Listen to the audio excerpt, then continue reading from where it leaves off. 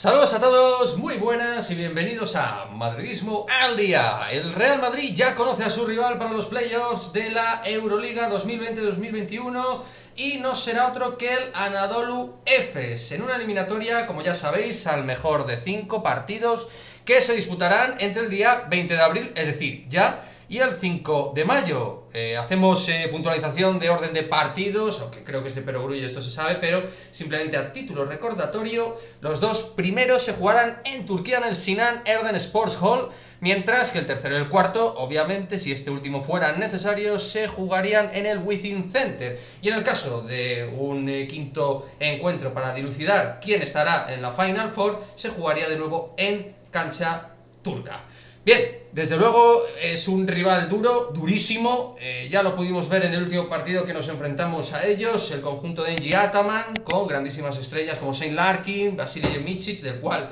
ya hemos hablado muchísimo, pero aparte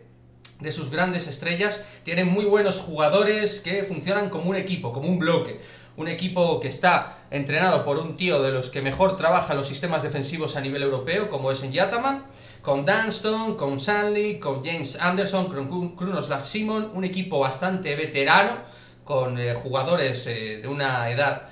digamos, en lo que se refiere a la línea secundaria bastante alta, pero que le permite competir desde hace mucho tiempo. De hecho, también para muchos lo podemos considerar como nuestro equipo oro en los últimos tiempos. Por lo tanto, si hubiera sido Milán, a mi juicio, hubiera sido un rival dentro de la dificultad bastante más asequible, pero yo pienso que el equipo tiene sus posibilidades. No descarto al Madrid ni mucho menos, va a ser duro, va a ser muy complicado, pero si sacamos un partido de Turquía, ojito.